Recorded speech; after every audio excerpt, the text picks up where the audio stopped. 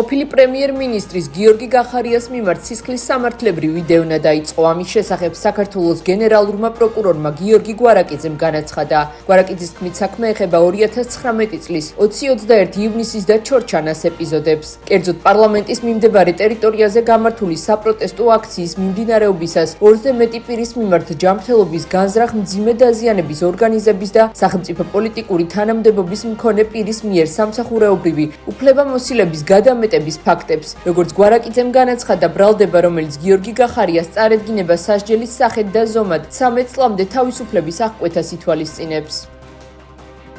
საქართველოს პროკურატურამ საქართველოს ყოფილი პრემიერ-მინისტრის გიორგი გახარიას მიმართ სისხლის სამართლებრივი დევნა დაიწყო. საქმე ეხება საზოგადოებისათვის კარგად ცნობილ 2019 წლის 20-21 ივნისის და ჩორჩანას ეპიზოდებს. კერძოდ, პარლამენტის სასახლის მიმდებარე ტერიტორიაზე გამართული საპროტესტო აქციის მიმდინარეობისას 2-ზე მეტი პირის მიმართ ჯანმრთელობის განზრახ მძიმე დაზიანების ორგანიზების და სახელმწიფო პოლიტიკური თანამდებობის მქონე პირის მიერ სამსახურებრივი უფლებამოსილების გადამეტების ფაქტებს. პირველი ეპიზოდის შესახებ საზოგადოებას შევახსენებთ, რომ ეგრეთ წოდებული 20 ივნისის საქმეზე ადამიანის უფლებათა ევროპულმა სასამართლომ 2024 წლის 7 მაისს მიიღო გადაწყვეტილება, რომლის მიხედვით 2019 წლის 20-21 ივნისს თბილისში პარლამენტის სასახლისთან განვითარებულ მოვლენებთან დაკავშირებით დაადგინა ადამიანის უფლებათა ევროპული კონვენციის მესამე მუხლის პროცედურული დარღვევა. ჩატარებული საგამოძიებო მოქმედებების შედეგად გამოიკვეთა კონკრეტული პირის, გიორგი გახარიას ბრალეულობა, რაც მდგომარეობს შემდეგში. 2019 წლის 20 ივნისს საღამოს საათებში თბილისში რუსთაველის გამზირზე მიმდინარე თავდაპირველად მშვიდობიანი დემონსტრაცია ძალადობრივ აქტივობებში გადაიზარდა. მომიტინგეთა ნაწილმა ძალადობის გზით სადა პარლამენტის შენობაში შეღწევა. მაშინდელმა შინაგან საქმეთა მინისტრმა გიორგი გახარიამ განსაკუთრებულ დავალებათა დეპარტამენტის თანამშრომლებს ინსტრუქციისა და კანონმდებლობის უგულებელყოფით დაავალა სპეციალურ საშუალებათა ერთობლივად პარალელურ რეჟიმში გამოყენება.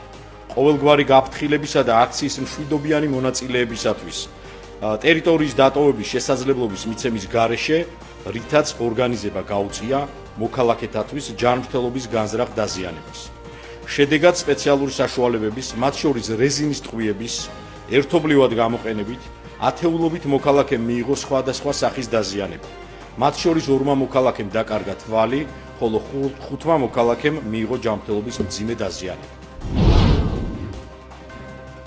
სიღნაღის მუნიციპალიტეტში საქართველოს სახელმწიფო საზღვიდან დაახლოებით 5 კილომეტრში, სადაც თურქულმა სამხედრო თვითმფრინავმა ავიაკატასტროფა განიცადა, სამძებრო საგამოძიებო მოქმედებები მიმდინარეობს. პროცესში 3 ქვეყანა ერთობლივად არის ჩართული. არსებული ინფორმაციით ნაპოვნია 18 გარდაცვლილი ადამიანის ცხედარი. 2 ადამიანის სამძებრო სამუშაოები გრძელდება. ცნობისთვის 11 ნოემბერს სიღნაღის მუნიციპალიტეტში საქართველოს სახელმწიფო საზღვიდან დაახლოებით 5 კილომეტრში თურქულმა სამხედრო თვითმფრინავმა ავიაკატასტროფა განიცადა. ირკვევა, რომ თვითმფრინავი რეისს აზერბაიჯანიდან თურქეთის მიმართულებით ასრულებდა. ფაქტთან დაკავშირებით საქართველოს შინაგან საქმეთა სამინისტრომ გამოძიება სისხლის სამართლის კოდექსის 275 მუხლის მეოთხე ნაწილით დაიწყო, რაც საჰაერო ტრანსპორტის მოძრაობის უსაფრთხოების ან ექსპლუატაციის წესის დარღვევას გულისხმობს, რამაც ადამიანის სიცოცხლის მოსპობა გამოიწვია.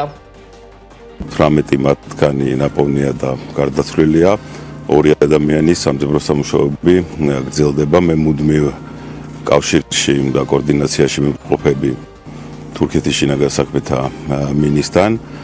ჩვენ შევქმნით საერთაშორისო საგამოძიებო ჯგუფი, სადაც ჩართულები არიან ჩვენი თურქი კოლეგები, რომლებიც თელეგრამის განმავლობაში იმყოფებოდნენ შემთხვევის ადგილზე და იღებდნენ მონაწილეობას საგამოძიებო მოქმედებებში. მოგეხსენებათ, ეს არის სამხედრო თვითმფრინავი და მე დეტალებზე თურქეთის მხარესთან ერთად შეთანხმებით ნელა ეტაპობრივად მოგავნეთ ინფორმაციას. ევროპა რუსეთთან შესაძლო ომისთვის ემზადება. ამის შესახებ სერბეთის პრეზიდენტმა ალექსანდრ ვუჩიჩმა ადგილობრივ ტელეარხთან ინტერვიუში განაცხადა. მისი თქმით, ეს პერსპექტივა სულ უფრო აშკარა ხდება.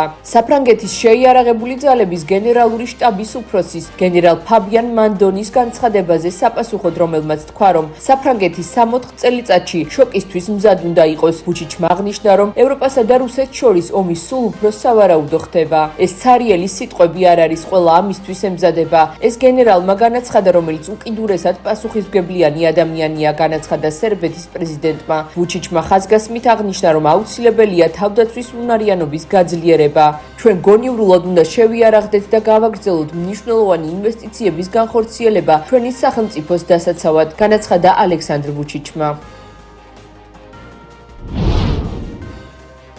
უკრაინა ევროკავშირის სამიტს უმასპინძლებს, რათა ევროკავშირის წევრობისკენ სწრაფვა განბლოკოს. ამის შესახებ ინფორმაციას პოლიტიკო ავრცელებს. გამოცემა წერს, რომ არაფორმალური სამიტი უკრაინაში 10 და 11 დეკემბერს გაიმართება. წერილში ხაზგასმულია, რომ შეხვედრა იქნება მკაფიო პოლიტიკური გზავნილი იმასთან დაკავშირებით, რომ უკრაინის მომავალი ევროკავშირშია. ორმა ოფიციალურმა პირმა ჟურნალისტებს განუცხადა, რომ ევროკავშირის წევრ სახელმწიფოებს სურთ უზრუნველყონ, რომ უკრაინამ და მოლდოვამ რეფორმების შემდეგი რაუნდი ოფიციალურ დამტკიცების მოლოდინის გარეშე დაიწყონ. პოლიტიკოს განმარტებით, ეს უკრაინას საშუალებას მისცემს სწრაფად იმოქმედოს თუ უნგრეთის პროტესტთან დაკავშირებული ჩიხი მოგვარდება.